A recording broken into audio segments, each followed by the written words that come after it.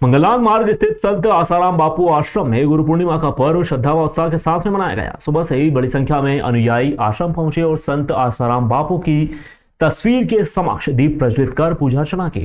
इस अवसर पर पुष्प अर्पित किए गए तथा भंडारे का आयोजन कर श्रद्धालुओं को भोजन प्रसादी भी वितरित किया गया।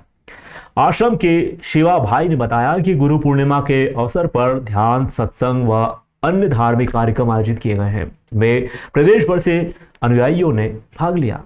संत आसाराम बापू द्वारा समाज सेवा के लिए शुरू किए गए कार्यों को आज भी अनुयायी निरंतर आगे बढ़ा रहे हैं। आश्रम के माध्यम से युवा विद्यार्थियों और महिलाओं के उत्थान से जुड़े सेवा कार्य लगातार संचालित किए जा रहे हैं। कार्यक्रम के दौरान उपस्थित श्रद्धालुओं ने शासन प्रशासन से विकास कार्यों के संबंध में भी अपील की है।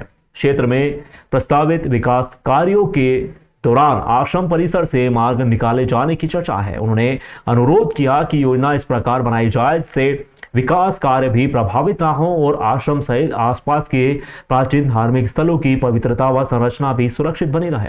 श्रद्धालुओं ने कहा कि इन स्थलों से हजारों लोगों की धार्मिक आस्था जुड़ी हुई है और वर्ष भर बड़ी संख्या में श्रद्धालु यहां दर्शन करने के लिए पहुंचते हैं। आश्रम की ओर से विकास कार्यों में पूरा सहयोग दिया जाएगा, लेकिन निर्णय ऐसे हों जिससे धार्मिक स्थलों की गरिमा और श्रद्धालु की भावनाओं का भी सम्मान बना रहे।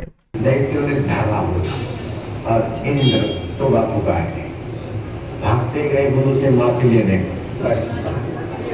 भगवान नारायण की शरण में नारायण ने कहा कि गुरु का दिया हुआ प्रसाद का अपमान जिसको गुरु ही ठीक कर सकते मेरे बच्चा मैं अपना जी दौड़े वापस मुल्तान माना रावी नदी के किनारे आजल था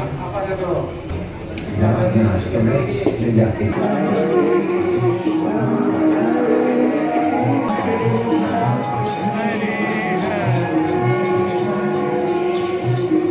यहाँ पर गुरु पूर्णिमा का कार्यक्रम प्रतिवर्ष मनाया जाता है और मध्य प्रदेश का ये चूंकि उज्जैन अपने आप में एक पवित्र स्थल है, तीर्थ स्थल है, तो यहाँ तो सभी जगह के मध्य प्रदेश के बाहर के भी लोग यहाँ दूर दूर के लोग आते गुरु पूर्णिमा मनाने।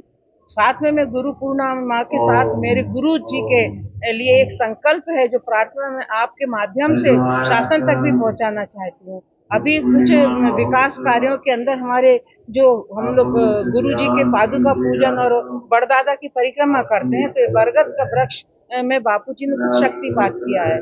तो शक्तिपात की हुई वट वृक्ष की जब हम परिक्रमा करते हैं तो हम लोगों की एक से एक समस्याओं के समाधान मिलते हैं। उस समाधान के हेतु यहाँ पर बहुत जनता आती है, 12 महीने लोगों की भीड़ लगी रहती है। तो ऐसे पवित्र स्थलों को सुरक्षित करना हम सबका कर्तव्य बन जाता है।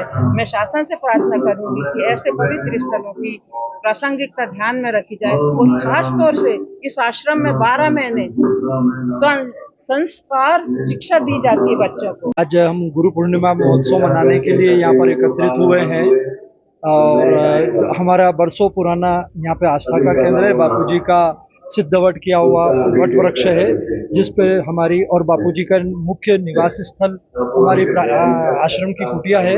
इस स्थल के आसपास ये पता चला है कि शासन द्वारा जो है इस पर रास्ता निकाला जा रहा है। हमारे शासन से विनम्र निवेदन है कि इस रास्ते को इस प्रकार से बनाएं कि जिससे कि यहाँ पर हमारे जो आस्था का मुख्य केंद्र है हमारा वट वृक्ष है, जिस पर आकर के हजारों लोगों की मनोकामनाएं पूर्ण होती है और पर्यावरण की दृष्टि से भी ये एकदम हमारे लिए सुरक्षित होना चाहिए।